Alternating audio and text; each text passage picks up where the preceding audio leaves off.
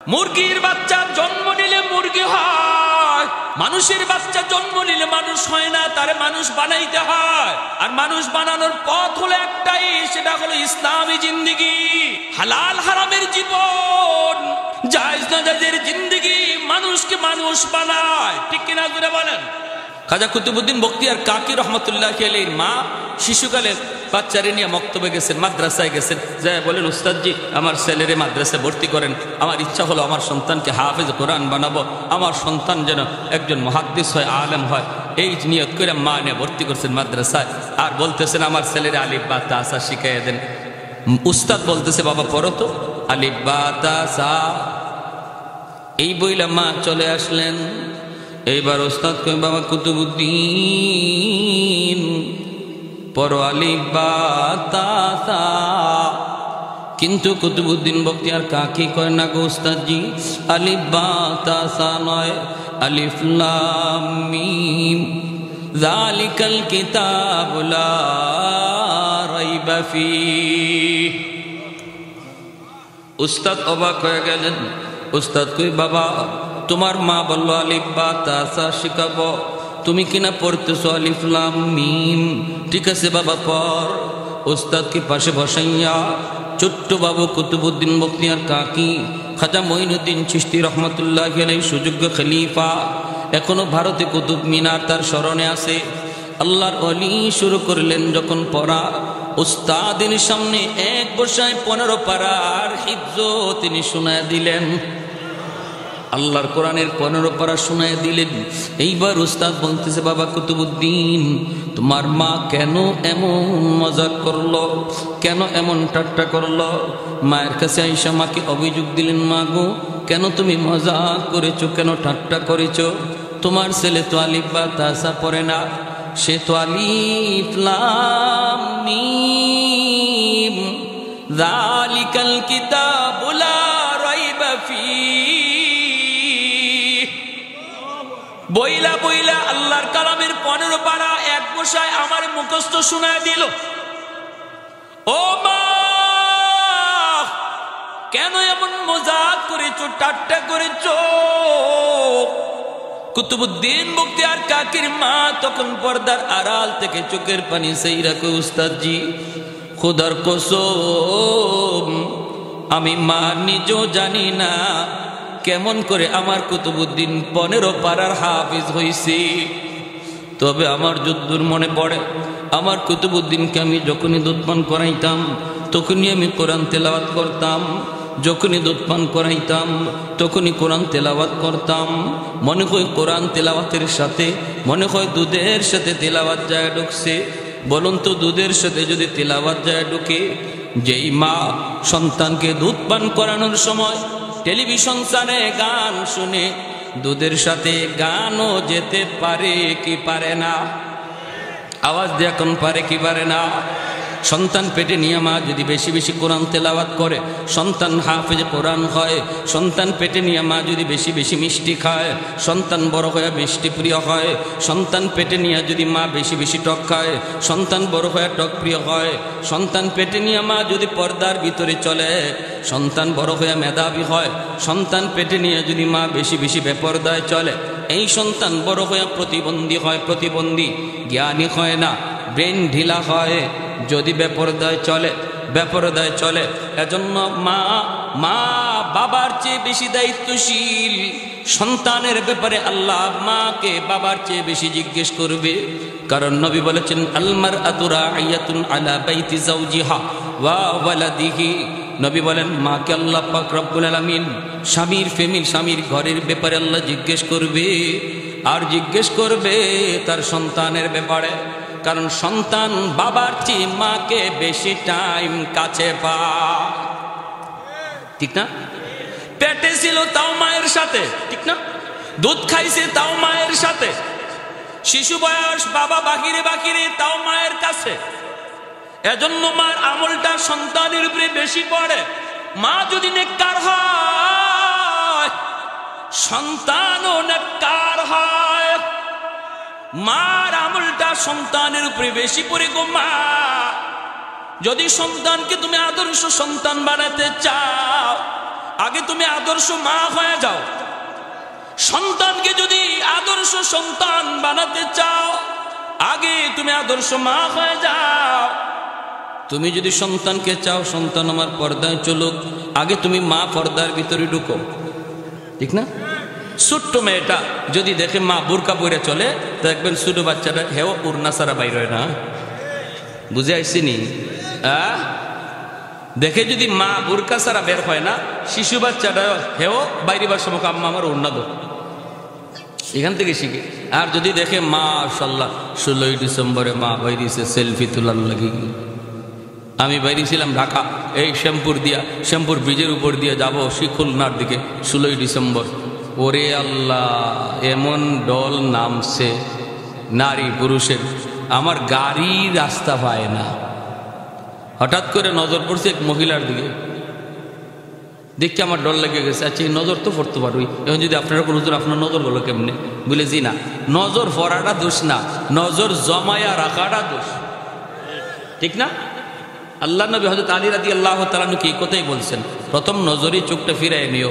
নজর পড়াটা দোষ না, নজর আটকায়া রাখাটা দোষ। বুঝে আসছে? আমি দেখে ভয় পেয়ে গেছি মহিলার সুরত দিকে, নমুনা দিকে, বডির কন্ডিশন দেখে। বডির কন্ডিশনে বোঝা যায় মহিলা তো গর্ভবতী খালি তা না, বরং সন্তান ভূমিষ্ঠ হওয়ার সময় খুব কাছে, হাতে পা ফুইলা গেছে, বডি ফুইলা গেছে। বেপরদায় বের হইয়া ব্রিজের উপরে সেলফি তুলে কিক কিক কিক কিক। আচ্ছা যে মহিলা পেটে সন্তান লইয়া এভাবে 16ই ডিসেম্বরে বের হইয়া সেলফি তুলে হাজার হাজার বেগানা পুরুষের সামনে, তার পেটের সন্তান আব্দুল কাদের জিলানী হইব, মঈনুদ্দিন চিশতি হইব, হ্যাঁ, বালিয়া পিসা বুজুর হইব। গন্ডগোল কোথায় সেটা আগে হিসাব করেন। কোথায় গন্ডগোল? আমাদের সমাজটা নষ্ট হয়েছে কোন জায়গা থেকে, ওখানে হাত দেওয়া লাগবে, ঠিক কিনা ভাই? ওই শিরে আটকায় লাভ নাই তো। যে টাইমে ওই শিরে আটকাইবেন এই টাইমে বাপ মা জবাই হবে, এই টাইমে বাপ মা জবাই হবে, জবাই হবে। এজন্য শিশুকাল থেকে এই যে খ্রিস্টানদের পোশাক পরাইবেন, মেয়েটারে হাফ প্যান্ট পরায় বাইর করছেন আর গেঞ্জি পরায় বাইর করছেন। ভাই আপনি হাজি সব মানুষ এটা কি করলেন? হুজুর ছোট বাচ্চা বুঝে না, ফইরালা। এই ছোট বাচ্চারা যে বিধর্মীয় পোশাক পরে বের করছেন, শিশুকালেই এই খ্রিস্টানের পোশাকের আসর তার কলিজায় পড়ব। এই মেয়ে বড় হওয়ার পরে বোরকা পরানো যাবে না। এর জন্য দায়ী কে? জোরে কান। হুজুর মেয়ে পাই না। আমি বললাম কি করতে হইব? পানি ভরা দেন। আমি কইলাম তোমার লাগে কলস পরা দেওয়া লাগবে। আগে তুমি বাবারে কলস পরা দেওয়া লাগবে, কলস। বাচ্চার লাগে যদি দেয় গ্লাসে ফু, আর যে বাবা যেই মা শিশুকাল থেকে বিজাতীয় কালচারে বাচ্চারে বড় করছে, হ্যাঁ, কলসে ফু দেওয়ার লাগবে। কষ্ট পাইতেছেন কি ভাই? কষ্ট পাইতেছেন?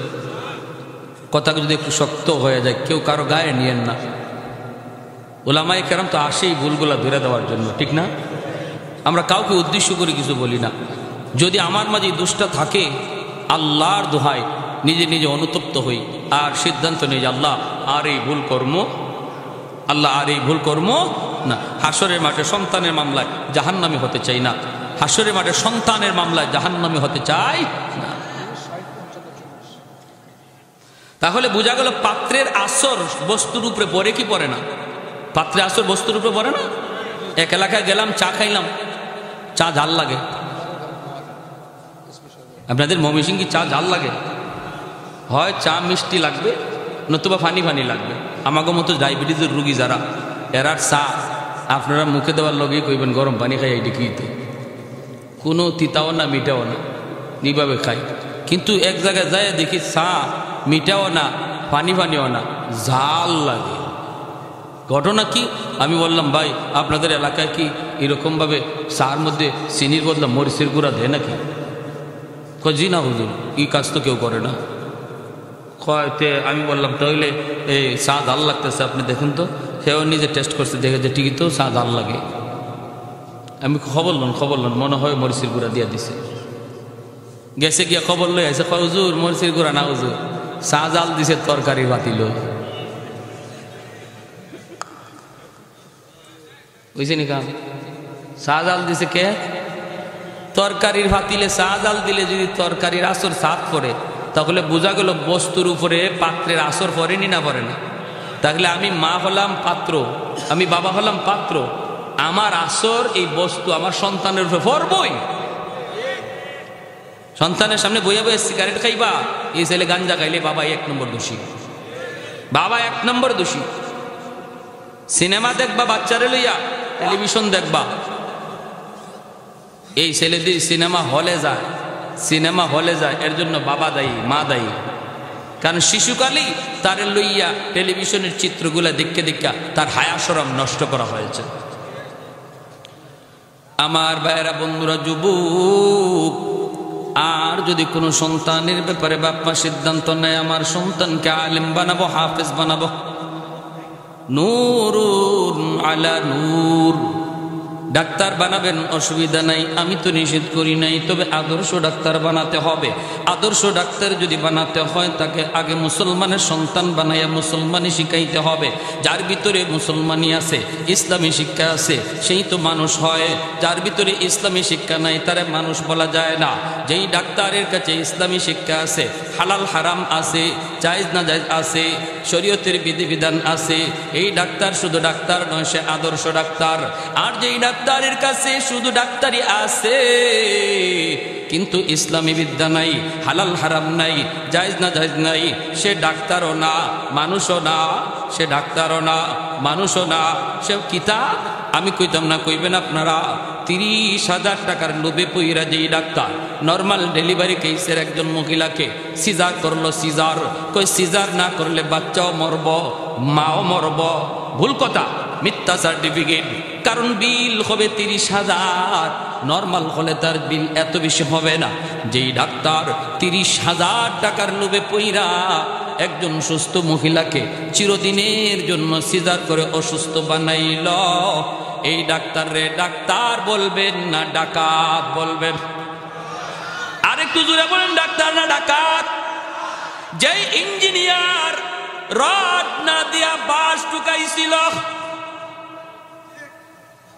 এরও কি মানুষ কইবেন হ্যাঁ মানুষ মরলো তো আমার কি হলো আমার প্রয়োজন ছিল টাকা আমার দরকার ছিল টাকা হালাল না হারাম আমি চিনতে রাজি না এজন্যই আল্লাহ পাক পবিত্র কোরআনের সূরাতুর রহমানের মধ্যে কোরআন শিক্ষার কথা আল্লাহ আগে আনছেন মানুষ সৃষ্টির কথা পড়ে নিয়েছেন একটাই মাত্র উদ্দেশ্য যার ভিতরে কোরআনই জিন্দেগি পাওয়া যায় রে যুবক যার মধ্যে হালাল হারাম পাওয়া যায় যার জীবনে জায়েজ না জায়েজ পাওয়া যায় তাকেই আল্লাহ পাক শুধু মানুষ কয় যার ভিতরে জায়েজ না জায়েজ নাই হালাল হারাম নাই যা পায় তা খায় যা দেখে তাই দেখতে মন চায় যেখানে রাত কাটাইতে মন চায় তার সাথেই রাত কাটায় হালাল না হারাম বৈধ না অবৈধ কোনো খেয়াল করে না আল্লাহর তালিকায় সে কোনোদিন মানুষ হতে পারে না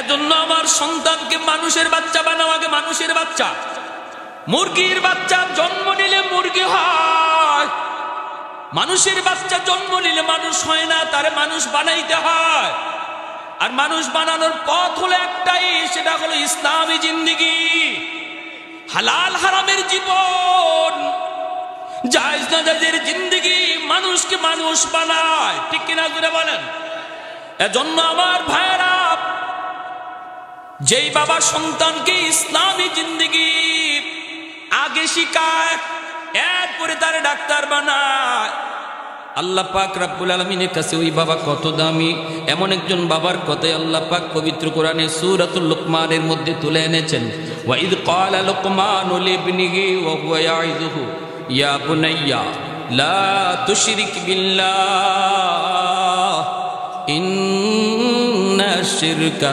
লাযুলমুন আযীম আল্লাহ পাক রব্বুল আলামিন একজন বাবার কথা তার কোরআনের ভিতরে এনেছেন আল্লাহর গোলাম ও ওই বাবার নাম হলো লোকমান হাকিম। লোকমান হাকিম তার সন্তানকে আল্লাহর পরিচয় শিখাইতেছে, তৌহিদের পরিচয় শিখাইতেছেন।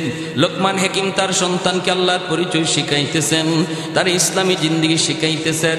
আল্লাহ পাকের কাছে বাবার কথাগুলি এত ভালো লাগলো, এত পছন্দ হলো, একজন বাবার কথাকে আল্লাহ পাক তার নিজের কথা বানাইয়া পবিত্র কোরআনের আয়াত হিসাবে নাজিল করলে। একজন বাবার কথা আল্লাহর কথা হয়ে গেছে। জোরে কর না সুবহানাল্লাহ। কোন বাবার কথা? যেই বাবা সন্তানকে আল্লাহর পরিচয় শিখায়, যেই বাবা সন্তানকে আল্লাহর পরিচয় শিখায়, ওই বাবার কথাগুলি আল্লাহর কথা হয়ে গেছে, কোরআনের আয়াত বনে গেছে। আল্লাহু আকবার, জোরে বলেন আল্লাহু আকবার। আল্লাহর কাছে কত দামি, কত দামি, আল্লাহর কাছে কত প্রিয় ভাইরা বন্ধুরা। আর যদি আপনি সন্তানকে ডাক্তার না বানায়, ইঞ্জিনিয়ার না বানাইয়া আপনি তার হাফেজে কোরআন নিয়ত করেন, আলেম হওয়ার নিয়ত করেন, যদি তার আলেম বানাইতে নিয়ত করেন, সন্তানকে যদি কোরআনের হাফেজ বানাইবার নিয়ত করেন, তাহলে তো নূরুন আলা নূর। এর উপরে সুন্দর চিন্তার হতে পারে না। একজন বাবার এর উপরে কোনো সুন্দর সিদ্ধান্ত হতে পারে না। কেন? কারণ সন্তান আমাকে টাকা কামাই করে খাওয়াবে, এটা সন্তান জন্ম দেওয়ার উদ্দেশ্য নয়। সন্তান জন্ম দেওয়ার উদ্দেশ্য হলো সন্তান যেন বাপ মার জন্য সদকায়ে জারিয়া হয়। আমি যদি গুনাহগার হইও কবরে যাই, আমার সন্তানের নেক কাজের উসিলায় যেন আল্লাহ আমাকে মাফ করে দেয়। আমার সন্তান দুনিয়ায় যতদিন থাকবে, সন্তানের আমলের উসিলায় যেন আল্লাহ বাপ মাকে মাফ করে দেয়। এজন্যই তো ছোট্ট বাচ্চা বাবার কবরের পাশে যায় যখন কয় বিসমিল্লাহির রহমানির রহিম। আজ আমি কোরআনের সবক নিয়েছি, আমি আজ কোরআনের খতমের মাধ্যমে মাথায় পাগড়ি নিয়েছি। আজ যদি আমার আব্বা দুনিয়ায় থাকতেন, আমার আব্বা কত খুশি হইতেন, আমার আব্বা ওস্তাদদেরকে মিষ্টি খাওয়াইতেন। এই চিন্তা করে শিশু বাচ্চারা যখন বাবার কবরের পাশে যায় দাঁড়ায়, যারা যখন বিসমিল্লাহির রহমানির রহিম কইয়া চোখের পানিটা সাইরা যখনই আল্লাহর কালাম তেলাওয়াত শুরু করছে, রব্বুল আলামিন কয়ে আযাবের ফেরেশতারা আযাব বন্ধ কর। কবরের উপরে তাকায় দেখ, তার শিশু বাচ্চাটা আমি আল্লাহর রহমান কয়া ডাক দিছি। আযাবের ফেরেশতারা আযাব বন্ধ করো, বন্ধ করো। ওই যে উপরে তার বাচ্চা আমি আল্লাহকে অতি দয়ালু কয়া ডাক দেয়। যেই বাচ্চা আমাকে দয়ালু মালিক কয়া ডাক দেয়, তার বাবারে আমি আল্লাহ কবরে আযাব দিতে পারি না, আযাব দিতে পারি না। ভাইরা বন্ধুরা, এজন্যই সন্তান যখন হাফেজ হয়, ওস্তাদগুন মাথায় পাগড়ি পরায় দেয়, আর মা বাবা তাকায় তাকায়া দেখে, আর বাবা আনন্দিত হয়। কিন্তু ওই দিন মালিকের কুদরতি নজর, মায়ার নজর বাপ মার চেহারার দিকে তাকে। কারণ দুনিয়ার সমস্ত বাপ মা চলতেছিল স্রোতের তালে তালে, স্রোতের তালে তালে স্কুল কলেজ ভার্সিটির দিকে, আর ওই বাবাটা স্রোতের উল্টা দিকে চলতেছিল আমি আল্লাহকে খুশি করার জন্য মাদ্রাসার দিকে। সেই দিন আল্লাহ পাকের কুদরতি মায়ার নজর ওই মা বাবার দিকেই ছিল। এজন্য কিয়ামতের ময়দানে আল্লাহ পাক এই সন্তানের বাপ মার মাথায় পাগড়ি পরাবে আল্লাহ নিজে। মান ক্বারাআল কুরআন ওয়া আমিলা বিমা ফীহি উলবিসা ওয়ালিদাহু তাজান ইয়াউমাল কিয়ামাহ। আল্লাহ নবী রহমতের নবী বলেন, হাসরের মাঠে আল্লাহ পাক কোরআনের হাফেজের বাপ মারে তালাশ করবে, একজন আলেমের বাপ মারে আল্লাহ নিজে তালাশ করবে। জোরে কোন সুবহানাল্লাহ। আল্লাহ তালাশ করবে, তালাশ করবে। আল্লাহর হাতে একটা মুকুট, মুকুটটা সূর্যের পাওয়ারের চেয়ে মুকুটের পাওয়ারটা অনেক বেশি হবে। হাসরবাসী মানুষ বুঝবে আল্লাহ কারে যেন খুঁজতেছে। ওই দিন মালিক হাফেজে কোরআন আর আলেমের বাপ মারে পাইয়া আল্লাহ কইব, আমি তোমাকে খুঁজতেছি। কারণ দুনিয়াতে তুমি চলছিলা স্রোতের উল্টা, আর সবাই চলতেছিল স্রোতের তালে তালে। মাদ্রাসায় তো ছাত্র সংখ্যা কম, স্কুল কলেজে ছাত্রের সংখ্যা অনেক বেশি, ঠিক না? হ্যাঁ, সবাই একদিকে আর মাদ্রাসার দিকে কম। আমার ফ্যামিলির ফ্যামিলি না, শুধু আমার অল গোষ্ঠীর মাঝে আমি একজন শুধু মাদ্রাসায়। এখন হইতেছে আলহামদুলিল্লাহ। আমরা 3 ভাই। আমার আব্বা যখন আমার স্কুল থেকে মাদ্রাসায় নিয়ে আসছেন, প্রাইমারি স্কুলে বৃত্তি পেয়েছি, যখন প্রাইমারি স্কুল থেকে আব্বা মাদ্রাসায় এনে ভর্তি করবেন, তখন আমার চাচারা বাধা দিছে, সবাই বাধা দিছে। কি বাধা? যে এই পোলাটা এত ব্রিলিয়ান্ট, এত ভালো মেধা, এই ছেলেটারে মাদ্রাসায় দিয়ে তার জীবন নষ্ট করতেছো। এ মাদ্রাসায় বললে খাইবো কেমনে, চলবো কেমনে, বউ ফালবো কেমনে? আমার আব্বা বলছিলেন যে উলামায়ে কেরামের জবানে শুনছি, মানুষ সৃষ্টির আগেই আল্লাহ রিজিকের ব্যবস্থা করে। অতএব আমার সন্তান কিভাবে চলবে, কিভাবে খাবে, এটা আমার টেনশন না, জানেন আমার আল্লাহ। চাচারা আমারে জিজ্ঞেস করছে স্কুলে পড়বা না মাদ্রাসায় পড়বা, আমি ফার্স্ট চান্সেই বলছি আমি মাদ্রাসায় পড়ব। সিদ্ধান্ত ওকে, ফাইনাল। বলুন তো আমার আব্বা আমার মাদ্রাসায় দিয়ে কি ঠকছেন? জোরে বলেন না, আওয়াজ দিয়ে কর না, ঠকছেন? হ্যাঁ,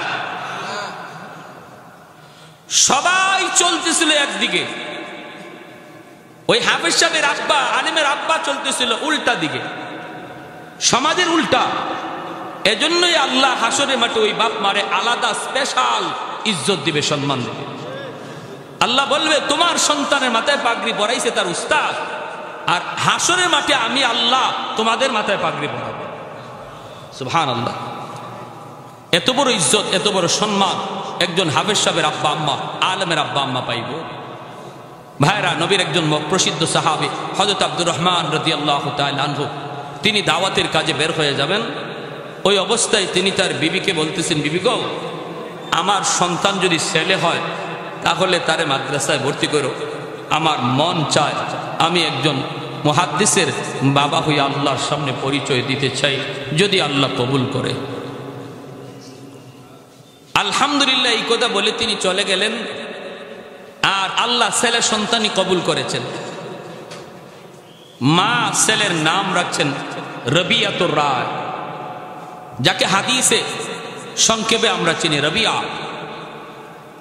বহুত বড় মুহাদ্দিস, বহুত বড় রাবি, যারা হাদিস পড়ান।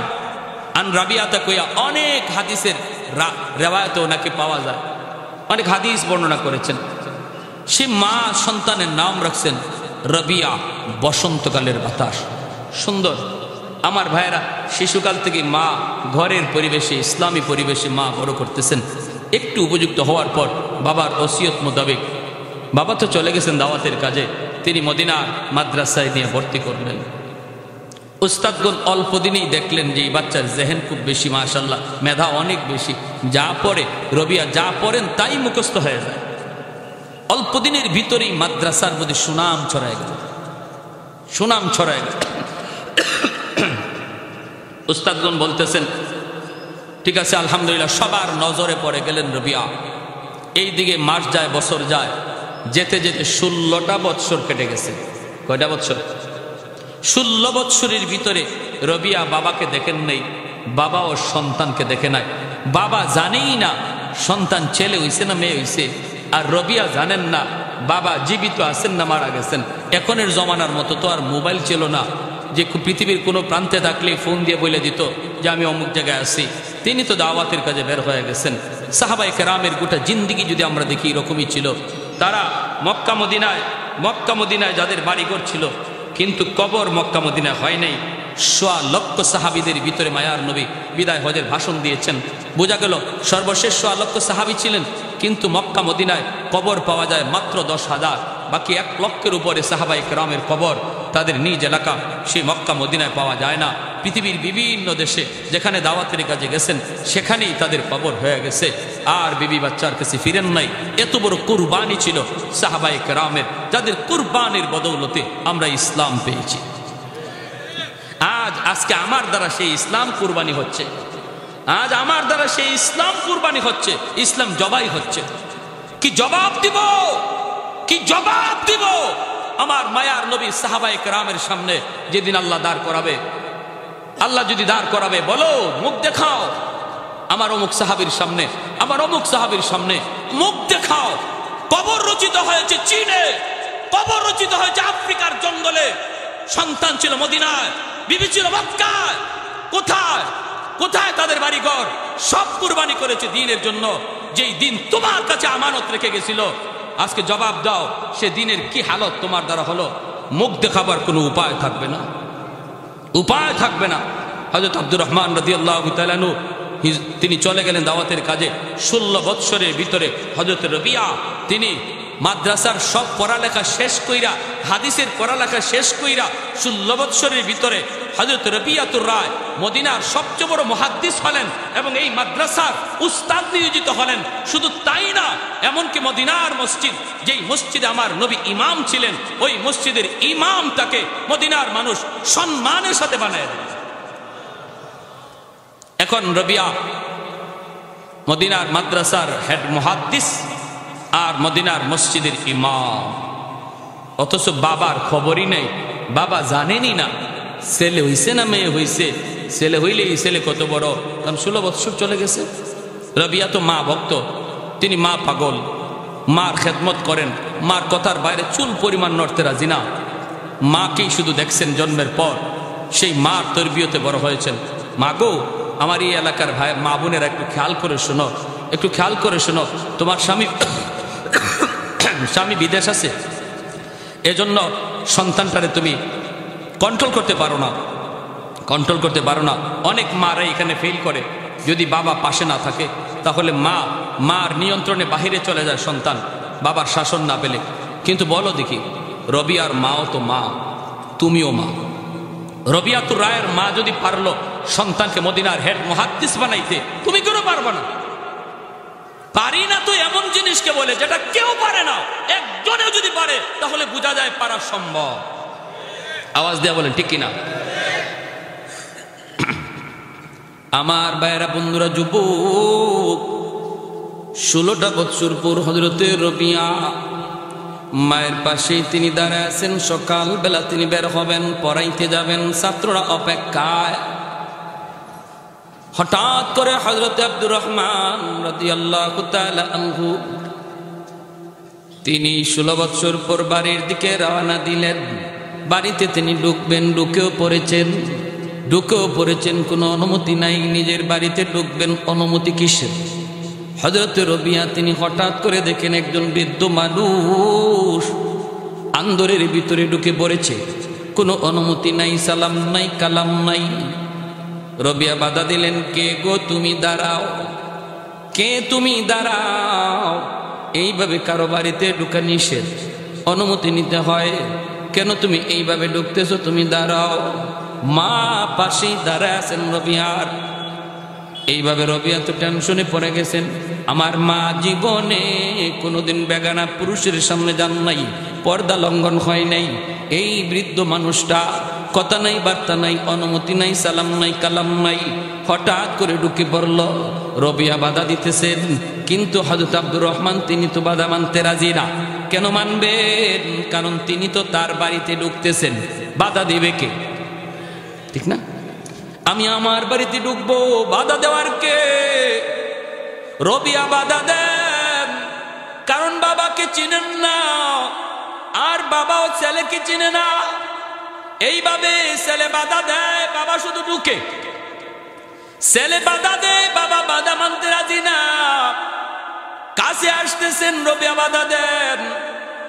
এক পর্যায়ে রবিয়ার মা তিনি তো চিনে ফেলেছেন স্বামীকে, তিনি তো ভালো করে চিনে ফেলেছেন, কিন্তু মা তো তিনি তো পরিচয় দেন না। মা যদি তখন বলে দিতেন, বাবা রবিয়া, ইনি কি বাধা দিও না, চিননি, ইনি তোমার বাবা, তাহলে তো কিচ্ছা খতম হয়ে যেত। কিন্তু মা তিনি এখানে শেষ দিতে চাইলেন না, তিনিও চাইলেন বিষয়টা কই পর্যন্ত যায়, আমি মাও একটু দেখি। বাবা আসে আর ছেলে বাধা দেয়। এই অবস্থায় মা যখন দেখেন একজনে বাধা দেয়, আরেকজনে আসে, মা তখন ডাক দিয়ে কই, বাবা রবিয়া, বৃদ্ধ মানুষ ঢুকি যখন পড়েছে রে বাবা, বাধা দিও না, তোমার ক্লাসের টাইম হয়ে গেছে, তুমি ক্লাসে চলে যাও। রবিয়ার যেন আসমান মাথায় ভেঙে পড়ল। আমার মা জীবনে কোনোদিন পর্দা লঙ্ঘন করতে দেখি নাই। আজ আমার মা যেখানে আমাকে সাপোর্ট করার কথা সেখানে তিনি আমাকে সাপোর্ট দিলেন না গো। হায় হায় হায় হায়, আমি এখন কি করব? মা পাগল, মা ভক্ত সন্তান রবিয়া। মা যখনই বলছে বাবা ক্লাসের টাইম হয়ে গেছে, তুমি ক্লাসে চলে যাও, আর মুরব্বী মানুষ টুকেই যখন পড়েছে বাধা দিও না। রবিয়া আর কোনো কথা বললেন না, জবাব দিলেন না, মার সাথে কোনো কথা বাড়াইলেন না। মার আদেশ চলে যাও, সাথে সাথে মাথাটা নিচের দিকে দিয়া রবিয়া মদিনার মাদ্রাসার দিকে রওনা দিয়া দিলে। কিন্তু জানার মাথার ভিতরে একটাই টেনশন, কে সেই বৃদ্ধ মানুষ, কি তার পরিচয়, কোনদিন তো আমি দেখি নাই। আর আমার আম্মা কেমন করে সাপোর্ট দিলেন, সে কে, কি তার পরিচয়, এই চিন্তা মাথার মধ্যে লইয়া রবিয়া তিনি ক্লাসের দিকে যাইতেছেন রে গোলাম। ক্লাসের দিকে যান আর দুশ্চিন্তা মাথায়। এইদিকে হযরত আব্দুর রহমান রাদিয়াল্লাহু তাআলা আনহু তিনি ভিতরে ঢুকলেন। ভিতরে ঢুকে বিবির কাছে আসলেন। ওনার মনে অনেকগুলা প্রশ্ন, আমি আমার বাড়িতে ঢুকবো, বাধা দিবে কে? এই যুবক ছেলে কে? এই জোয়ান ছেলে কে? আমাকে বাধা দিল কেন? সেই বিবিকে প্রশ্ন করলেন, বিবি গো, এই যুবক কে? এত বড় সাহস তার, আমাকে বাধা দিল কে? এই জোয়ান ছেলে কে? আমাকে বাধা দেওয়ার সাহস দিল তারে কে? ও বিবি বলো না, বলো না। এমনি রবিয়ার মা কইতেছি, স্বামী গো, ও স্বামী, 16টা বছর পরে এসেছো, জীবিত আসলা না মারা গেছো আমিও জানি না, জানার কোনো কথাও না। কিন্তু এত লম্বা সফর করে আসার পর কেন তুমি 3টা সুন্নত লঙ্ঘন করেছো? তুমি আমার মায়ার নবীর 3টা সুন্নত লঙ্ঘন করেছো। আগে 3টা সুন্নত তুমি পালন করে আসো, এরপরে আমি পরিচয় দিব এই জোয়ান ছেলেকে, কি তার পরিচয়। 1 নাম্বার হলো নিজের বাড়িতে ঢুকতে সালাম দিয়ে ঢুকতে হয়। এটা আমার মায়ার নবীর বহুত বড় দায়ী সুন্নত। নিজের ঘরে ঢুকতেও সালাম দিয়ে ঢুকতে হয়। যেই ঘরে পুরুষ মানুষ সালাম দিয়া ঘরে ঢুকে, এই ঘরে ফতোয়া স্বামীতে লিখেন কোনোদিন জিন ভূতের আসর থাকে না। এই ঘরের মানুষের মধ্যে আল্লাহ মিল মহব্বত বাড়ায় দেয়, বাপ বেটার ভিতরে আল্লাহ মহব্বত বাড়ায় দেয়, ভাই ভাই মহব্বত আল্লাহ বাড়ায় দেয়, স্বামী স্ত্রীর ভিতরে আল্লাহ মহব্বত বাড়ায় দেয়, সালামের বদৌলতে আল্লাহ মহব্বত বাড়ায় দেয়। অতএব স্বামী স্ত্রীর ভিতরে যদি সম্পর্কের অবনতি থাকে, আমার নবীর হাদিস মতো আমল করেন, ঘরে ঢুকার সময় শুধু সালাম দিয়া ঢোকেন, আল্লাহ পাক রব্বুল আলামিন স্বামী স্ত্রীর ভিতরে মহব্বত বাড়ায় দিবে কে? আর একটু জোরে বলেন কে? জিন ভূতের আসর। ভণ্ড কবিরাজের কাছে যাওয়ার প্রয়োজন নাই। কত ভণ্ড জায়গায় যায় বহু মানুষ ধরাও খাইছে, ঠিক না? নিজের আমল নিজে করো রে গোলাম, নিজের আমল নিজে করো। সালামের আমলটা দিয়ে শুধু ঘরের ভিতরে ঢুকো, এই ঘরে কোনোদিন জিন ভূতের আসর থাকবে না। স্ত্রী বলতেছে, স্বামী গো, 1 নাম্বার সুন্নাত, কেন তুমি সালাম দিলা না? 2 নম্বর হলো এত লম্বা সফর করে তুমি এসেছো। আমার মায়ার নবীর সুন্নত হলো লম্বা সফর করে ডাইরেক্ট ঘরে ঢোকা যায় না, পাড়ার আর মহল্লার মসজিদে অবস্থান করতে হয়। এই মসজিদ থেকে ঘরে খবর পাঠাইতে হয়। যারা চিল্লা গেছেন, চিল্লার থেকে ফিরবার সময় কথা কই দিছে না? চিল্লার থেকে ডাইরেক্ট ঘরে ঢুকছেন না মসজিদে আইছেন? আওয়াজ দেন না কেন? চিল্লার সাথে কম নাকি? ময়মনসিংহে তো দাওয়াতে তাবলীগের কাজ অনেক বেশি, ঠিক না? বাংলাদেশের মানে সবচেয়ে বেশি ভুলা, এরপর হলো ময়মনসিংহ। ভুলা গেছিলাম, মাশাআল্লাহ, দাওয়াতে তাবলীগের কাজ মাশাআল্লাহ দেখার মতো। আপনাদের ময়মনসিংহ এলাকার বহুত একটা সুনাম আছে, তাবলীগের সাথীরা আসলে পরে এদের চুলা জ্বালাইতে দেন না আপনারা? কি কন? দাওয়াতে তাবলীগের সাথীরা আসলে আপনারা চুলা জ্বালাইতে দেন না, একজনের পরে আরেকজনে মেহমানদারি করান। এটা আমরা ঢাকায় বসে শুনি। আলহামদুলিল্লাহ কোন? আলহামদুলিল্লাহ। আরো জোরে আলহামদুলিল্লাহ। আমার ভাইরা, তো বিবি সাহেব বলতেছে যে লম্বা সফর করে আসলেন, 16 বছরের সফর, এই সফর করে আসলেন আর ডাইরেক্ট ঘরে ঢুকে গেলেন, কি পাইছেন আপনি? মসজিদে আগে ঢুকবেন, এখান থেকে ঘরে খবর দিবেন, এটা আমার নবীর সুন্নত। ডাইরেক্ট ঘরে ঢুকলে পরে আমি যে বিবি সাহেব ম্যাডাম আমি কোন হালতে আছি, কিভাবে আছি, এটা তো আমি জানি না। স্বামী যদি খবর দেয় আমি আসছি, তখন বিবি সাহেব নিজেরে গুছায় নেবে, পরিপাটি হবে, সুন্দর পোশাক পরে, স্বামী দেখলেই যেন তার মনটা খুশি হয়। আর ঘরে ঢুকেই যদি দেখে চুল একটা হিবা গেছে, একটা হিবা গেছে, টুটের মধ্যে কালি লেগে রয়েছে, গালের মধ্যে কি কয় ফাঁকঘরের সালি লেগে রয়েছে, তাইলে লম্বা সফর করে আসলে পরে তার মনটা খুশি হইব না বেজার হইব, কষ্ট পাইব না? দেখছেন আমার নবীর সুন্নতের কি রহস্য। এজন্য নবী কয় সফর করে আসছো ডাইরেক্ট ঘরে ঢুকো না, মসজিদে থাকো, বিবির খবর দাও, বিবি তোমার জন্য সেজে গুজে সুন্দর হয়ে থাকুক, স্বামীর জন্য সাজগুজ করা সুন্নত। আর ঘর থেকে বাইরে বা বেগানা পুরুষে দেখাইবার জন্য হারাম হারাম হারাম, ঠিক না? আর আমাদের মহিলা তো মাশাল্লাহ স্বামীর দ্বারও লেবেন ডিশ, স্বামীর দ্বারও লেবেন ডিশ, শাড়ি কিভাবে পরছে নিজেও বুঝে না। আর যদি খালি বিয়াত যাও নয় বা বেড়ানিত কোন আত্মীয়র বাড়িতে দেখবে টুট ফালিশ আর গাল ফালিশ কারে করে, হ্যাঁ? এই সময় যদি কোনো গাল ফালিশ না থাকে, গাল ফুললে একবার ডুবো হয়ে যায়। কিন্তু অথচ শরীয়ত বলে সাজগুজ সম্পূর্ণটা স্বামীর জন্য, ঠিক না? এই সাজগুজ স্বামী খুশিও হয় আর সোয়াবও হয়। এজন্য আমার মা বোনেরা সাবধান, পরপুরুষকে সাজগুজ দেখানো হারাম। সাজগুজ যা আছে, নতুন নতুন শাড়ি আছে, রাতের বেলা ফুইরা স্বামীরে দেখাও, ওরে আল্লাহ রে, যে খুশি দিয়ে আপনারা বহুদিনে খুজুর পাইছি। আলহামদুলিল্লাহ আলহামদুলিল্লাহ।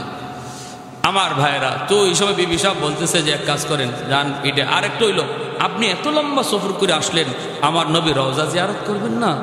আমার মায়ের নবী রওজা শরীফ জিয়ারত না করে আপনি কেমনে সরাসরি ঢুকলেন? আগে জানি 3টা কাজ করে আসেন। হযরত আব্দুর রহমান রাদিয়াল্লাহু তাআলা আনহু তিনি বললেন, ঠিক আছে বিবি, আমার ভুল হয়ে গেছে। তিনি চলে আসলেন, আইসে তিনি মসজিদে নববীতে 2 রাকাত নামাজ পড়লেন। মায়ের নবী রওজার সামনে যায় তিনি রওজা শরীফ জিয়ারত করলেন, সালাম জানাইলেন। ও ভাইরা, হঠাৎ করে তাকায় দেখেন নবীজি রওজা শরীফের পাশে বসে বসে ওই যুবক, যেই যুবক কিছুক্ষণ আগে বিবির পাশে দাঁড়ানো ছিল, ওই যুবক নবীর রওজার পাশে বসে বসে হাদিসের মসনদে উস্তাদের আসনে বৈশা অসংখ্য অগণিত ছাত্রকে মায়ার নবীর হাদিস পড়ায়, মায়ার নবীর শোনায়া শোনাইয়া নবীজি রওজার পাশে বৈশা বৈশা আমার নবীকে শোনায়া শোনায় হাদিস পড়ায়। মায়ার নবী রওজা আতহারের ভিতরে তিনি জিন্দা, আমার নবী রওজা শরীফের মধ্যে মুর্দানা জিন্দা। আর একটু জোরে বলেন, মুর্দানা জিন্দা। ওই জাহিলগুলি, ওই মূর্খগুলি, ওরা আমাদেরকে গালি দেয়, ওয়াহাবি কয়া কয়, ওয়াহাবিরা নবীরে মুর্দা কয়। এই আহাম্মক কবির উলামায়ে কেরাম নবীরে কখনো মুর্দা কয় না, নবী কবরে এখনো জিন্দা। কুতবুল আলম শাইখুল ইসলাম শাইখুল আরবি ওয়াল আজাম হুসাইন আহমদ মাদানী রহমাতুল্লাহি আলাইহি নবীর রওজার পাশে বৈশা 18 বছর তিনি হাদিস পড়াইছেন।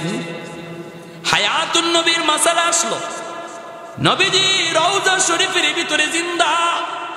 ছাত্রগুলি কয়, হুজুর মাসালা তো বুঝলাম কিন্তু বাস্তবে বুঝে আসে না, নবীজি রওজা শরীফের ভিতরে কেমন করে জিন্দা, বাস্তবে বুঝে আসে না।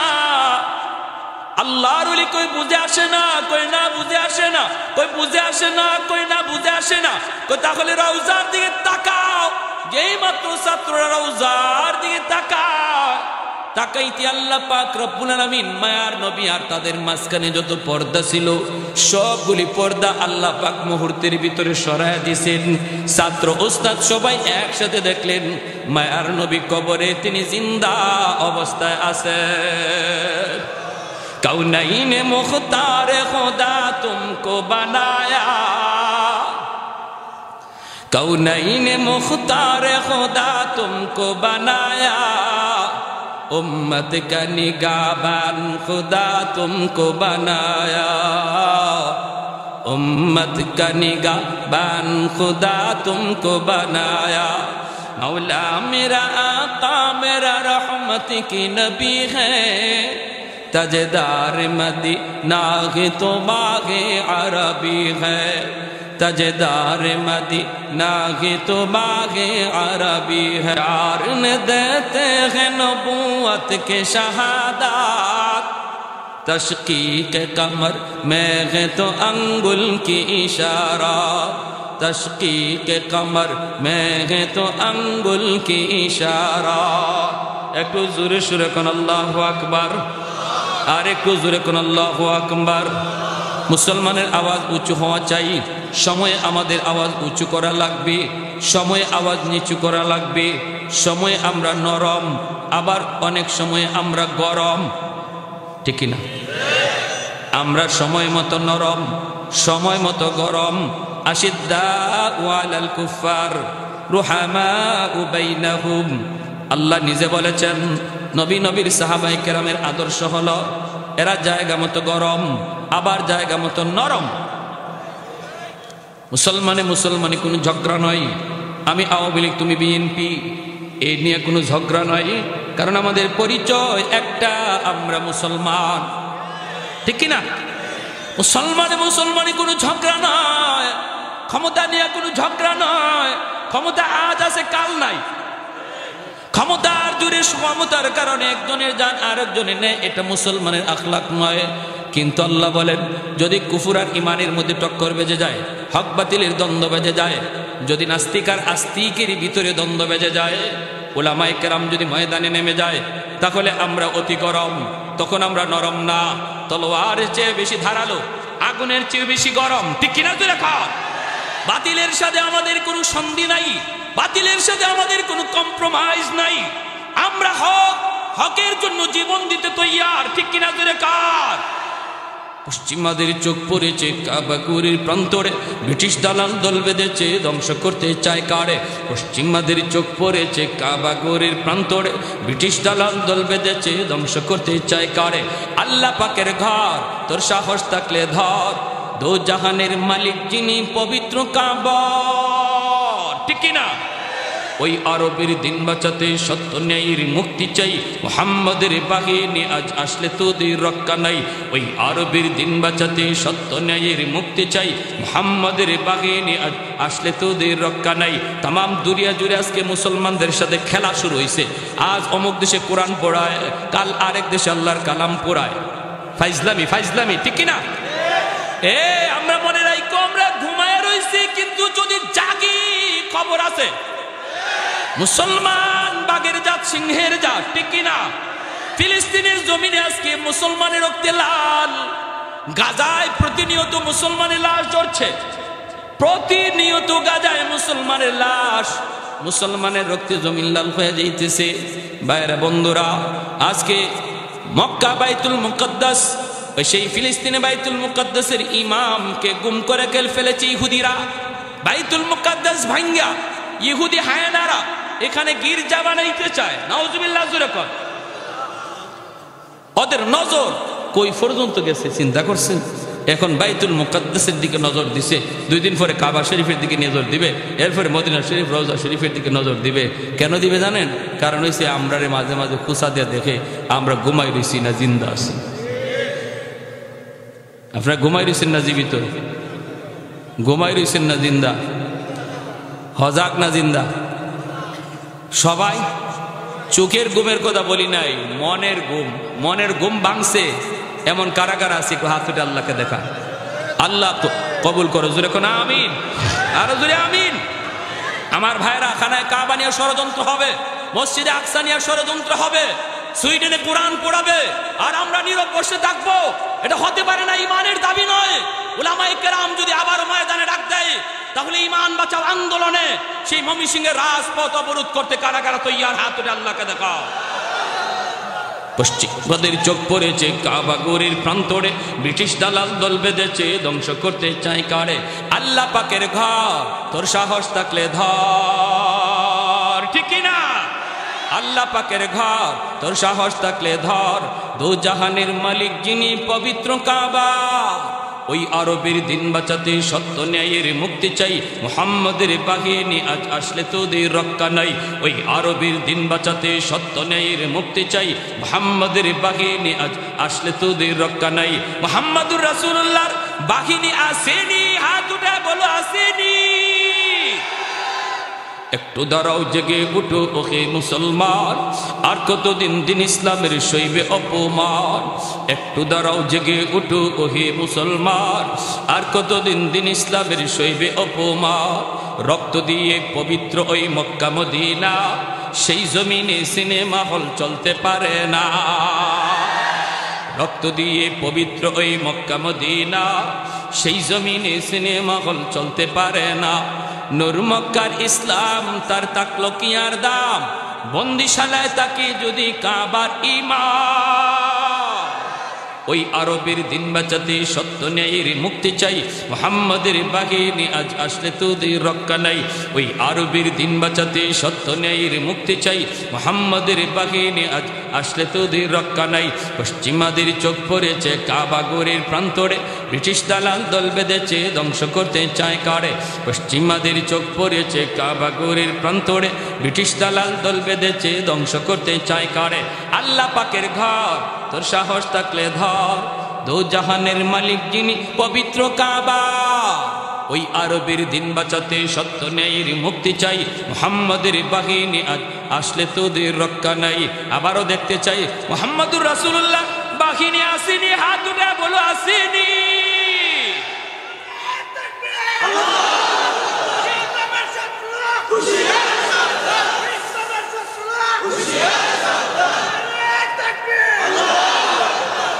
আমার ভাইয়ের আলহামদুলিল্লাহ, আলহামদুলিল্লাহ আমরা উলামায়ে কেরামের সাথে সব সময় থাকবো। উলামায়ে কেরাম যদি আপনাদেরকে কখনো রাজপথে ডাক দেয়, মনে করবেন, মনে রাখবেন, ভালো করে মনে রাখবেন, মেম্বার হওয়ার জন্য নয়, এমপি মিনিস্টার হওয়ার জন্য নয়। রাজপথে যদি ডাক দেয় তাহলে বুঝবেন এটা ঈমান বাঁচাও আন্দোলনে ডাক দিয়েছে, ঠিক কি না? উলামায়ে কেরাম গোটা জাতির জন্য রাজপথে নামে, মুসলিম উম্মার জন্য রাজপথে নামে, ব্যক্তির স্বার্থে রাজপথে ডাক দেয় না। তারা এমপি মিনিস্টার হওয়ার এত আরজু নয়, এত পাগল নয়। হাদিস পড়ানোর ভিতরে যেই স্বাদ, এটা মন্ত্রী মিনিস্টার হওয়ার মধ্যে এই স্বাদ নাই। প্যারে হাদিরিন, কি মনে করছো গোমরা গরু আড্ডি জাফারও চাবাও? কিন্তু সাবধান, কোরআন হাদিসে কেউ আঙ্গুল তোলার সাহস করবে না। আল্লাহর কোরআনের একটা হরফ বদলানোর ক্ষমতা কারো আছে? জোরে বলেন। হযরত ওমর ফারুক রাদিয়াল্লাহু তাআলা আনহু খলিফাতুল মুসলিমিন, অর্ধ পৃথিবীর বাদশাহ, তিনি গেছেন ইনতাকিয়া শহরে। ইনতাকিয়া হলো ওই জায়গা যে জায়গাটাতে হযরত মুসা আলাইহিস সালাম, হযরত খিজির আলাইহিস সালাম তারা সফর করেছিলেন। আর ওই সফর করতে যায় যে মানুষগুলা ওনাদেরকে কি করছিল, দাওয়াত খাওয়ায় নেই। মুসা আলাইহিস সালাম কইছিলেন যে পেটে খুব ক্ষুধা লাগছে, এই মানুষগুলার কন্যা আমরা একটু খাওয়ান টাউন দিত। খিজির আলাইহিস সালাম কয়, এরা কইছে মিয়া আমরা মেহমান মানুষ খাওয়াইবানি। ফাআবাউ আইয়ুদাইয়িফু, ঠিক না? আবিষ্কার আছে না এরকম? ফাআবাউ, এরা অস্বীকার করলো। এরা ধর্মীয় যাও, আমরা খাওয়ান পাই না, তোমাকে কেমনে খাওয়াইব, মেহমানদারি করেন। এই শহরটার নাম ছিল ইনতাকিয়া। এখন আল্লাহ এই কথা কোরআনে তুলে দিয়ে দিছে। এখন ইনতাকিয়ার মানুষ ভালো হয়ে গেছে, এরা মেহমান নওয়াজ, এখন মেহমানদারি করে। কিন্তু করলে কি হইব, বদনাম, যেটা সিল মাইরে দিছে আল্লাহ কোরআন লিখিয়া, এটা এখন গুছাইব কেমনে, ঠিক না? কোরআনের মধ্যে যেখানে উঠে গেছে, এখন এরা এই বদনাম গুছাবে কেমনে?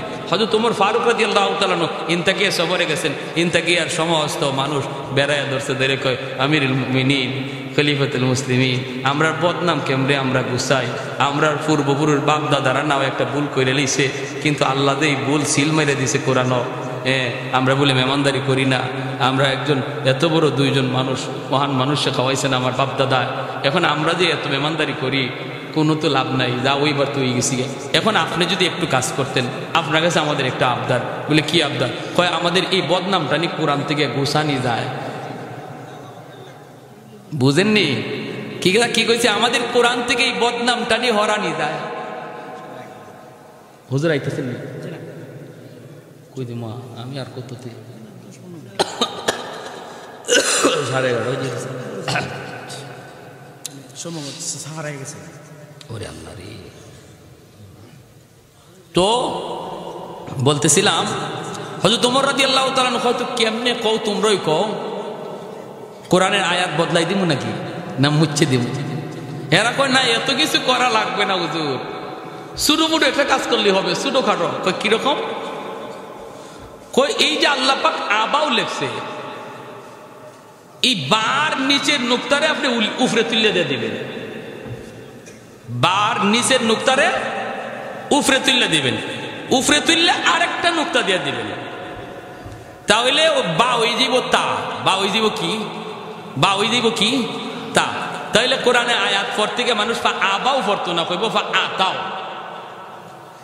আতাও হইলে অর্থ একবারে পুরা জাগা মতো আই হয়, মানে আমরা মেহমানদারি করছি, বুঝছিনি? খালি কিতাব বদলাইতে, হরফ বদলাইতে গেছে না নুক্তা বদলাইতে গেছে, বাদ দেওয়া না জায়গাটা আরেক যায়, নিচেরটা উফরে তুলবার। হযরত ওমর ফারুক রাদিয়াল্লাহু তাআলা ওরে আহাম্মকের আহাম্মক, জাহিলের জাহিল।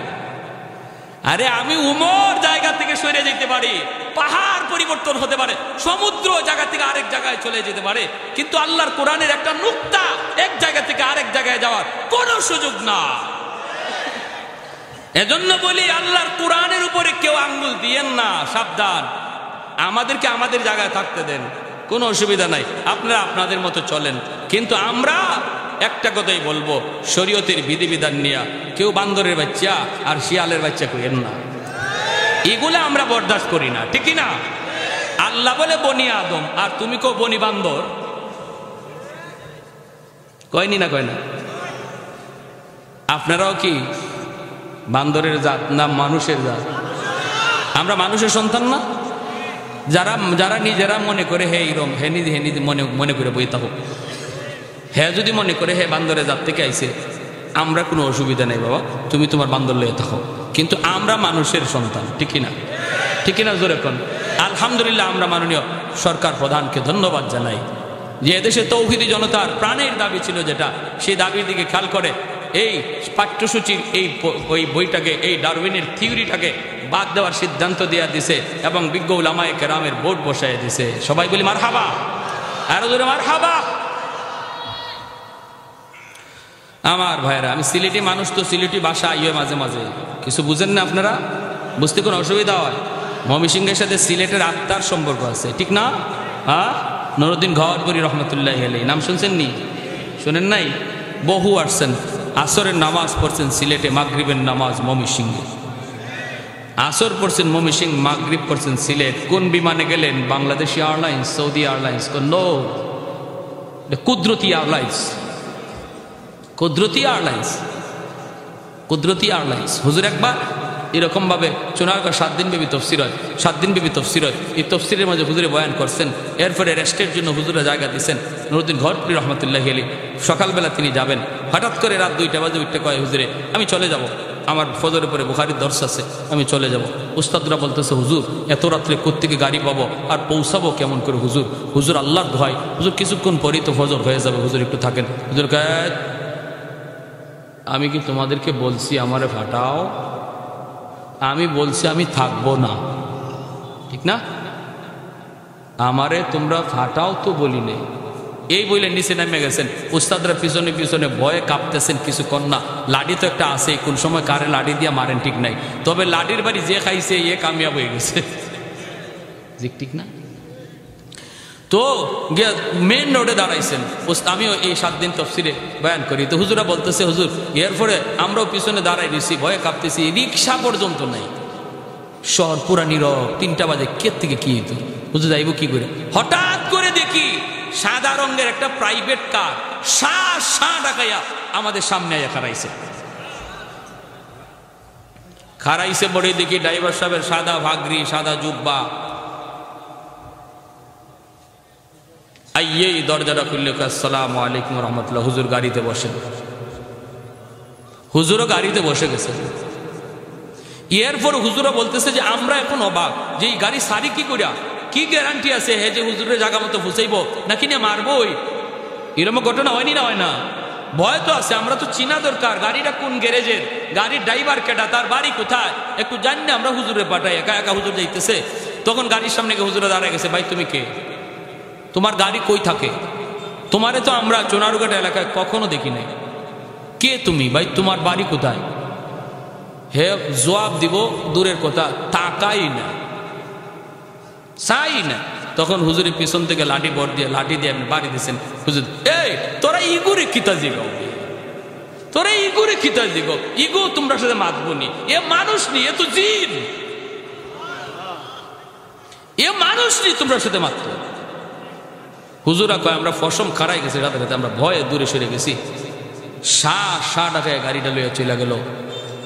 আমাদের তো সারা রাত ঘুম নাই, ওদের নামাজ ফিরা ফোন লাগাইলাম, ছাত্ররা কয় হুজুরে বুখারীর দরস দিতেছে, হুজুরে বুখারী শরীফ পড়াইতেছে। উলামায়ে কেরামকে জিন্নাতরা শ্রদ্ধা করে, কারণ তাদের সিনে আল্লাহর কোরআন। আল্লাহ নবী বলে ইন্নাল আলিমা ইস্তাগফিরু লাহু মান ফিল আরদ ওয়া মান ফিস সামা হাত্তা আল হিতানু ফি জাওফিল মা ওয়া ফি রাওয়ায়াতিন আন নামলাতু ফি জুহরিহা। তুমি আলেমের কদর বুঝো না, তুমি মাদ্রাসার ছাত্রের কদর বুঝো না, তুমি মাদ্রাসার কদর বুঝো না। কিন্তু আল্লাহ নবী বলে এই মাদ্রাসার কদর, এই ছাত্রগুলির কদর, উলামায়ে কেরামের কদর গাছে বুঝে, গাছের পাতায় বুঝে, জমিন বুঝে, জমিনের বালিকণা বুঝে, গর্তের পিপিলিকা জানে, পানির নিচের মাছও জানে। এজন্য মাছও কয় আল্লাহ আলেমদের হায়াতে বরকত দাও, হাফেজ কোরআনের সংখ্যা বাড়াও, সমাজে মাদ্রাসা বেশি বেশি তৈয়ার করো। কারণ মাছে জানে আল্লাহ যতদিন সমাজে মাদ্রাসা থাকবে ততদিন জমিন তুমি টিকায় রাখবা, আমি মাছের হায়াত বাড়বে। আলেম থাকবে তো আমার হায়াত বাড়বে, হাফেজ কোরআন থাকবে আমার হায়াত বাড়বে। অতএব মাদ্রাসাকে কেউ যদি টিকায় রাখছে মনে করে ভুল কথা। মাদ্রাসাকে আমি আর তুমি টিকায় রাখি নাই, আমার আর তোমাকে আল্লাহ পাক মাদ্রাসার খাতিরে টিকায় রাখছে। কেউ যদি কেন মাদ্রাসার ছাত্ররে খাওয়ায় এ কথা মনে করবো না আমি খাওয়াই, বরং নবীর হাদিস বলে তার খাতিরে আল্লাহ আমাকে খাওয়ায়, তার খাতিরে আল্লাহ আমারে খাওয়ায়, তার খাতিরে আল্লাহ আমারে বাঁচায়, তার খাতিরে আল্লাহ আমাকে সমস্ত নিয়ামত দিতেছে, রহমত দিতেছে। আমার ভাইয়েরা বন্ধুরা, অসুবিধা দিতেছে আপনাদের? মনে আছে ঘটনা? মনে আছে? হ্যাঁ ভাইয়েরা আমার, হযরত রবিয়া তিনি হাদিস পড়ান, হাদিসের দরস দেন। অসংখ্য গণিত ছাত্র, এই ছাত্র লইয়া তিনি কোরআন হাদিস পড়ান। আর বাবা তিনি তাকায় তাকায় দেখেন আর মনে মনে ভাবেন এই তো সেই যুবক, যেই যুবক কিছুক্ষণ আগে আমার বিবির কাছে ছিল। হ্যাঁ, তার পরিচয় কি জানি না, সে কি। আল্লাহ যদি আমাকে আল্লাহ যদি আমাকে এমন একটা সন্তান আল্লাহ আমাকে দান করত, এই মনের ভিতরে তার ইচ্ছার তামান্না, আমি তো বাবা হয়ে ধন্য হয়ে যেতাম, আমি তো বাবা হয়ে ধন্য হয়ে যেতাম। হাসরের মাঠে আমি বলতাম মালিক আমি অমুক মুফতি সাহেবের আব্বা, অমুক হাফেজে কোরআনের আব্বা, অমুক মুহাদ্দিস সাহেবের আব্বা। এই মহিলা হযরতে আব্দুর রহমান তিনি কাঁদতেছেন, চোখ থেকে দর দর করে পানি পড়ে, তিনি কাঁদতেছেন হাওমাও করে। রবিয়া তিনি তাকান, তাকায় দেখেন লোকটা ওই লোক, যেই লোক কিছুক্ষণ আগে বাড়িতে ঢুকছে এইভাবে বাধা দিচ্ছেন, এরপরও সে বাধা মানে নাই। হযরত রবিও তিনি চিন্তায় পড়ে গেলেন, লোকটা এইভাবে কান্দে কেন? ছাত্ররাও বারবার শুধু তাকায়। রবিয়া বলেন বাবা ওই দিকে তোমরা তাকায় না, ক্লাসের দিকে মনোযোগী হও। ছাত্ররা মনোযোগ দিয়ে পড়তেছে। ভাইয়েরা বন্ধুরা, হযরত আব্দুর রহমান তিনি চলে গেলেন বাড়িতে, যাইয়া তিনি বিবিকে সালাম দিলেন। এবার আর তার কোনো ভুল হয় নাই, সালামটা দিয়ে তিনি চোখের পানিটা মুছেন আর বলেন বিবি গো, ও বিবি প্রশ্নের জবাব তুমি পরে দাও, প্রশ্নের জবাব আমি পরে শুনব। নবীজি রওজার পাশে গিয়া আমার নবী রওজা জিয়ারত করার সময় আমি তোমার পাশে দাঁড়ানো ওই যুবকটাকে এখনো দেখেছি। নবীর রওজার পাশে বৈশা বৈশা সে হাদিস পড়াইতেছে, অসংখ্য ছাত্র হাদিস পড়তেছে, আর আমার মাজার নবী রওজায় শুয়া শুয়া হাদিস শুনতেছে। ওগো বিবি, ওগো বিবি, আমার তো কলিজা কামড় দিয়ে উঠছে। আমার মনের ভিতরে এমন তামান্না ছিল, এমন আরজু ছিল, এমন আকাঙ্ক্ষা ছিল গো বিবি, আল্লাহ যদি আমাকে এমন একটা সন্তান দিত, আমি বাবা মা আমরা ধন্য হয়ে যেতাম। হাসরের মাঠে পরিচয় দিতাম মালিক আমি তো কোরআনের পাখি বাবা, আমি তো কোরআনের পাখির দাদা, আমি তো কোরআনের পাখির মা। এইরকম কয়া যখন হযরত আব্দুর রহমান কাঁদতেছে, বিবি কাছে আইসাই স্বামীর চোখের পানিটা মুইসা বিবি নিজেও কান্দে আর কই, স্বামী গো চোখের পানি বন্ধ করো, আর কান্না করা লাগবে না। যেই যুবককে তুমি নবী রওজার পাশে দেখছো, এই যুবকই তো কিছুক্ষণ আগে তোমার বিবির পাশে দাঁড়ানো ছিল। সেই যুবকের পরিচয় তুমি জানো না। প্রশ্ন ছিল কে সেই যুবক? আজকে ভালো করে শুনে নাও গো স্বামী, এই যুবকই হলো তোমার ঔরসজাত সন্তান, যার নাম হলো রবিয়াতুর রাহ, মদিনার মাদ্রাসার হেড মুহাদ্দিস। শুধু তাই নয়, মদিনার মানুষ তাকে সম্মান দিয়া মদিনার মসজিদের ইমাম তারে বানায় দিছি। আজকে তোমার সন্তান মদিনার সবচেয়ে বড় মুহাদ্দিস, মদিনার মসজিদের ইমাম। এই কথা শোনা মাত্রই হযরত আব্দুর রহমান একজন বাবার অন্তর তত কি পরিমাণ খুশি হবে তখন। আজকে যেই সকল বাচ্চাগুলি পাগড়ি নেয়, যেই বাবা চায় চায় দেখে, ওই বাবার চোখ দিয়ে দর দর করে পানি পড়ে, আল্লাহর কাছে কান্দে। কারণ কোরআন বাহাদুরি করে সিনায় নেওয়া যায় না। যেই সিনাটাকে আল্লাহ পাক চয়েস করে, আল্লাহ পছন্দ করে, ওই সিনার ভিতরেই আল্লাহ তার কালামকে আমানত রাখে। এজন্য বাবার কত আনন্দ, বাবার কত আনন্দ। বাবা সেজদায় পড়ে আল্লাহর কদমে সেজদা দেয় আর বলে, বিবি গো চলো আমার সন্তানের কাছে, আমাকে নিয়ে চলো।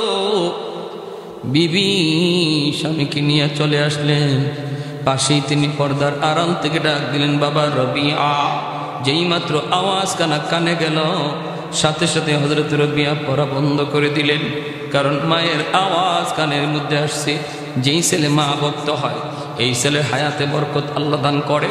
বাপ মা ভক্ত হলে লেখাপড়ায় আল্লাহ বরকত দান করে। যেই ছেলের বাপ মা ভক্ত হয়, ব্যবসা বাণিজ্যে রিজিকের মধ্যে আল্লাহ বরকত দান করে। এটা দুনিয়ার লাভ, দুনিয়ার লাভ।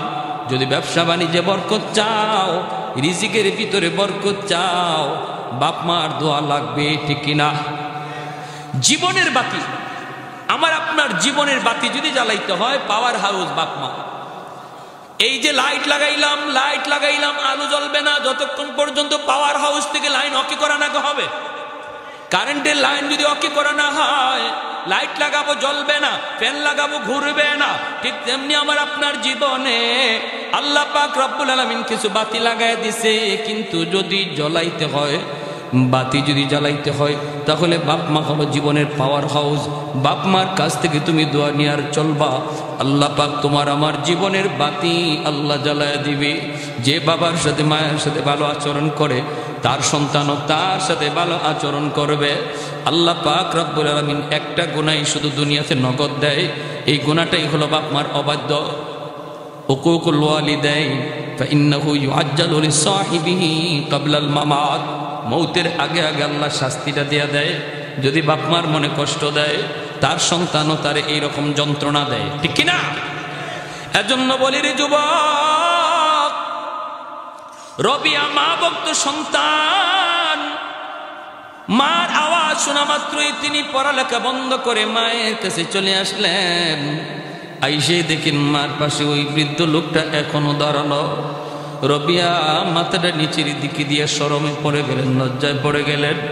কারণ রবিয়া তো চিনেন না ইনি যে বাবা। বাবা তো চিনছেন, এই যে সন্তান, কিন্তু সন্তান তো চিনে না বাবাকে। ভাইরা বন্ধুরা, মাথাটা নিচের দিকে দিয়ে তাকায় রয়েছেন লজ্জায়। এমনি মা কাছে আইসা কপালে চুমু দিয়া কই, বাবা রবিয়া, জীবনে কোনোদিন মাকে পর্দা লঙ্ঘন করতে দেখো নাই। আজকে এমন একটা মানুষের পাশে মা দাঁড়ানো, যেই মানুষটার জীবনে তুমি কোনোদিন দেখো নাই। তুমিও চিন্তায় পড়ে গেছ, মা কোন দিন থেকে বেপর্দা হলাম। না বাবা, ইনি বেগানা নয়, ইনি হলো তোমার জন্মদাতা পিতা, যার নাম হলো আব্দুর রহমান। আজ থেকে 16 বৎসর আগে তিনি দাওয়াতের কাজে বের হয়েছিলেন। ভাইয়েরা বন্ধুরা, এবার বাবা ছেলেকে জড়ায় ধরলো, ছেলে বাবাকে জড়ায় ধরলো। বাবা কান্দে, আল্লাহ, তুমি যে আমাকে এমন একটা নেক সন্তান তুমি আমাকে দিয়েছ, ছেলে কান্দে, আল্লাহ তুমি যে আমাকে এমন একজন, আমাকে বাবা তুমি দেখাইছো, আল্লাহ তুমি যে আমার বাবাকে জীবিত দেখাইছো। এই বইলা দুজন বাপ বেটা কান্দে। বাবা ছেলের চোখের পানি মরিচা দেয়। ভাইরা বন্ধুরা, এর ভিতরেই ভাইরা বাবাকে, বাবা চলো বাড়িতে যাই। বাড়ির দিকে রওনা দিবে। কে সামনে হাঁটবে, কে পিছনে হাঁটবে, এই নিয়ে লাগছে বাপ বেটার মধ্যে একটু ঝগড়া হলো। সেটা কি? ছেলে বলতেছে, আব্বা তুমি আগে হাঁটো, তুমি বড় আমি ছোট। কিন্তু বাবা কয়, না বাবা, তুমি সন্তান হলেও তুমি বড়, আমি বাবা ছোট, তুমি আগে হাঁটো। কে আগে হাঁটবে? আদব। কওমি মাদ্রাসা আদব শিখায়, ঠিক কিনা জোরে কন? নবীর আদর্শ হলো আদব। আমার নবী ছিলেন একজন শিষ্টাচার এর দৃষ্টান্ত, নমুনা, খুলুকে আজিমের অধিকারী, সুপারলেটিভ ডিগ্রি, খুলুকে হাসান, খুলুকে কারিম, খুলুকে আজিম। আমার নবীর আখলাকের যে সুন্দর আখলাক পৃথিবীর আর কারো ছিল না, ঠিক কিনা? নবীর আখলাক দেখে অসংখ্য অগণিত মানুষ কালেমা পড়ে মুসলমান হয়েছে। ওই নবীর আখলাক শেখানো হয় মাদ্রাসায়। এজন্য মাদ্রাসার ছাত্ররা উস্তাদের খেদমত করে, উস্তাদের জুতা সোজা করে দেয়, উস্তাদের জন্য জীবন দেয়। কুতবুল আলম শাইখুল ইসলাম শাইখুল আরবি ওয়াল আজম হুসাইন আহমদ মাদানী রহমতুল্লাহি আলাইহি উস্তাদের এত পাগল ছিলেন। উস্তাদের পাগল হওয়ার কারণে উস্তাদের সাথে তিনিও মাল্টার দ্বীপে বন্দী ছিলেন। যদিও ওনার বিরুদ্ধে ইংরেজদের মামলা ছিল না, কিন্তু উস্তাদকে নিয়ে যাচ্ছে জাহাজে করে। উস্তাদের কেমন পাগল! তিনি বলে, না, আমাকে আমার উস্তাদের সাথে জেলখানায় নিয়ে যাও। ইংরেজরা নিতে চায় না। আল্লাহর ওলি লাফ দিয়া পানিতে পড়ে গেলেন। ইংরেজরা উঠায় নাও, নইলে বাচ্চাটা মারা যাবে। এরপরে ওনাকে জাহাজে উঠাইয়া বন্দি সেই জেলখানায় রাখছে মাল্টার দ্বীপে। ভাইরা বন্ধুরা, কওমি মাদ্রাসা এটাই শিখায়, উস্তাদের খেদমত, উস্তাদের আজমত। সে জুতা সোজা করে দেয় মাদ্রাসার ছাত্ররা, ঠিক কিনা? আর যেখানে আমার নবীর আদর্শ শেখানো হয় না, লেনিনের আদর্শ শেখানো হয়, মাও সেতুংয়ের আদর্শ শেখানো হয়, কার্ল মার্ক্সের আদর্শ শেখানো হয়, ডারউইনের মতবাদ শেখানো হয়, সেখানে আমরা দেখি কখনো কখনো পত্রিকার নিউজ, পরীক্ষায় নাম্বার কেন কম পাইলো, এজন্য উস্তাদের বুকে পিস্তল ধরে ফেলে, রাস্তা আটকায় দেয়। রেজাল্ট ভালো করার জন্য টিচারের বুকে পিস্তল ধরতেও দ্বিধা করে না। এটা ডারউইনের মতবাদ, এটা ডারউইন। এইরকম মানুষের গড়া মতবাদে পড়লে পরে এমনটা হয়। কিন্তু আমার নবীর আখলাক যারা পড়ে, এরা উস্তাদের জুতা সোজা করে দেয়। ভাইরা বন্ধুরা, হযরত রবিয়া কই, বাবা তুমি আমার আব্বা। সন্তান সব সময় ছোট, বাবা সব সময় বড়।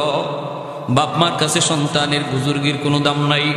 বাপ মার সামনে সন্তানের কোনো পিরাগির মূল্য নাই। মার কদমের সামনে ফিসাবের ফিরাগি, নবীর নবুয়তিও মায়ের পায়ের নিচে। আল্লাহু আকবার, জোরে কা। ভাইরা বন্ধুরা, এইবার হযরত রাবিয়া কই, বাবা তুমি আগে যাও, তুমি বড়। বাবা কয়, না বাবা তুমি আগে যাও, তুমি বড়। এইবার কে বড়, কে সম্মানী, কে বড়, এটা নিয়ে লাগছে দ্বন্দ্ব। কেউ আগে হাঁটতে রাজি না। এইবার হযরত রবিয়া কয়, আম্মা তুমি সিদ্ধান্ত দাও গো মা, কে আগে যাবে, কে পিছনে যাবে। মা তুমি আগে বলো। এইবার মা কয়, বাবা আমি যদি বলতে হয় তাহলে আমার মত হলো তুমি রবিয়া আগে যাও, আমরা বাপ মা তোমার পিছনে পিছনে যাব। ছেলে কয়, মা কেন গো মা, তুমি কেন এমন রায় দিয়েছ? মা বলতেছে, বাবা দুই কারণে, দুই কারণে। একটা হলো দুনিয়া, আর একটা হলো আখিরাত। দুনিয়ার জমিনও তুমি আগে, তোমার বাবা হলো তোমার পিছনে। তুমি হলে মসজিদে নববীর ইমাম, তুমি হলে মদিনার মসজিদের ইমাম। ছেলে যদি ইমাম হয়, বাবা যদি মুক্তাদি হয়, সব সময় ছেলে আগে থাকে, বাবা পিছনে থাকে। তাহলে দুনিয়া তো তুমি আগে, বাবা পিছনে। হাসরের মাঠে আল্লাহ পাক রব্বুল আলামিন কইব, ইয়া মাশারাল উলামা তামাইয়াজু বাইনাহুম, ও উলামায়ে কেরাম সাধারণ হাসরবাসীদের থেকে তোমরা পৃথক হয়ে যাও, সাধারণ হাসরবাসী থেকে পৃথক হয়ে যাও। ইন্নী লাম আদা ফিকুম ইলমি লিউআযিবাকুম, আমি আল্লাহ তোমাদের সিনায় কোরআন আমানত রেখেছিলাম জাহান্নামের আগুনে জ্বালানোর জন্য নয়, কেন তোমরা এই অন্যায় করেছ, কেন তুমি এই গুনাহটা করেছ, কেন তুমি এই অপরাধ করেছ। এইভাবে আল্লাহ পাক একজন আলেমকে পর্দার ভিতরে নিয়ে, হাসরবাসী কেউ দেখবে না, হাসরবাসী কেউ শুনবেও না, পর্দার ভিতরে নিয়ে আল্লাহ পাক রব্বুল আলামিন এক একজন আলেমকে অন্যায় যদি করে থাকে আল্লাহ জিজ্ঞেস করব, কোরআন তো তোমার সিনায় রাখছি জাহান্নামের আগুনে জ্বালানোর জন্য নয়, কেন তুমি অন্যায়টা করেছো বলো। তখন একজন আলিম মালিকের সামনে কই বললা, তোমার কোরআনের ইজ্জতের খাতিরে মাপ চাই, আল্লাহ ভুল হয়ে গেছে মালিক, মালিক ভুল হয়ে গেছে, তোমার কোরআনের ইজ্জতের খাতিরে মাপ চাই। রব্বুল আলামিন পর্দার ভিতরে আলেমকে মাফ করে বলবে, যাও ইযহাবু ফাকাদ গাফারতু লাকুম ওয়ালা উবালি ওয়ালা উবালি, যাও আমি মাফ করে দিলাম, আমি কারো কোনো পরোয়া করলাম না, সোজা জান্নাতের দিকে ছুটবে। তখন একজন আলেম কই বললা, আমি জান্নাতে যাব না যতক্ষণ পর্যন্ত আমার আম্মা আব্বা আমার সাথে জান্নাতে না যাবে। কোরআনের পাকের সুপারিশ আল্লাহ পাক বাপ মারে জাহান্নাম থেকে উঠে আনবে। এ যুবক, মাদ্রাসার বিরোধিতা করো না, উলামায়ে কেরামের বিরুদ্ধে লাইগো না, সমালোচনা কইরা লাভ নাই। হাসরের মাঠে একজন আলেমের দোষ আল্লাহ পাক হাসরবাসী মানুষের সামনে ধরবে না, হাসরবাসী মানুষের সামনে একজন আলেমকে আল্লাহ বেইজ্জত করবে না। হাসরবাসী মানুষ একজন আলেমকে আল্লাহ যে জিগাইব, কেন তুমি অন্যায় করেছো, এই কথাটা হাসরবাসী সাধারণ মানুষ দেখবেও না, শুনবেও না। আর আজকে আমি দুনিয়াতে একজন আলেমকে বেইজ্জত করি, চার দোকানে বইসা বইসা, মাদ্রাসার বদনাম করি দোকানে পাটে বইসা বইসা, হুজুরের বদনাম মানুষের কাছে করি। মনে রাখবা, বদনাম তো আল্লাহ পাক হাসরের মাটি নিজে করেন নাই, আল্লাহ সার দিতে পারলেন, তুমি আমি সার দিতে পারলাম না, তুমি আমি সার দিতে পারলাম না। রব্বুল আলামিন এলেমের খাতিরে কোরআনওয়ালাদেরকে আল্লাহ সার দিয়ে দিব, কোরআনওয়ালাদেরকে আল্লাহ সার দিয়ে দিব। জোরে কন্যা সুবহানাল্লাহ, আর একটু জোরে কন্যা সুবহানাল্লাহ। তাহলে ভুল ত্রুটি তো বাচ্চাদের হবেই, ছোটো ছোটো বাচ্চা, ভুল ত্রুটি হওয়াটাই তো স্বাভাবিক। এরা কি ফেরেশতা নাকি? মানুষ, তো ভুল হবেই, ঠিক না? ভুল হইলে আপনারা যদি দেখেন এমন কোন ভুল যেটা মাদ্রাসার ক্ষতি হইতে পারে, সেটা মাদ্রাসার দপ্তরে আইসা হুজুরে কানে কানে বইলা দিবেন, যেন প্রতিষ্ঠানের ক্ষতি না হয়, প্রতিষ্ঠানের কোনো ক্ষতি না হয়। সাবধান, সাবধান, আল্লাহর দোহাই। আমার কোনো কথা চার দোকানে মাদ্রাসার বিরুদ্ধে কথা বইলা যদি একজন মানুষ নিয়ত করছিল ছেলেটারে মাদ্রাসায় পড়াবে, আমার মুখের ভাষা শুনিয়া, আমার এরকম অভিযোগ শুনিয়া সে যদি সিদ্ধান্ত পাল্টায় পোলাটারে স্কুলে ভর্তি করে, এর জন্য হাসরের মাঠে আমাকে কাঠগড়ায় দাঁড়ায় জবাব দেওয়া লাগবে। ঠিক কিনা জোরে বলেন? আমি যখন সিলেট লেখাপড়া করি, কাতিয়া মাদ্রাসায় পড়তাম। সিলেট কাতিয়ার শেখ সাবুজুর নাম শুনছেন নি? কাতিয়া শেখ সাবুজুর অনেকে নাম শুনছেন। কুতবুল আলম শাইখুল ইসলাম মদনী রহমতুল্লাহ গেলেন একদম ফেদা ছিলেন। তো এই মাদ্রাসায় একজন হাজি সাহেব, মাদ্রাসার পাশেই উনার বাড়ি, উনি আজকে দুনিয়াতে নাই। উনি মাদ্রাসারে খুব মহব্বত করতেন, খুব ভালোবাসতেন। মাদ্রাসারে উনি সবসময় সহযোগিতা করতেন, কখন চাউল লাগবে, কখন ডাউল লাগবে, সব দিতেন। কিন্তু একটা অভ্যাস বড় সাংঘাতিক, আমাদের ভয় লাগতো, উনি মাদ্রাসার ছাত্রদের ভুল বেশি ধরতেন, ছাত্রদের ভুল বেশি ধরতেন। আমরা উনারে দেখলে, নাজিম সাহেবরে দেখলেও এত ভয় পাইতাম না, উনারে দেখলে যতটা ভয় পাইতাম, যে উনি উনার সামনে যদি আমরা হাঁটি, হাঁটাটার মধ্যেও কখনো ভুল ধরত, যে পোলাপানে এইভাবে হাঁটে কেন, পোলাপানে এইভাবে চলে কেন।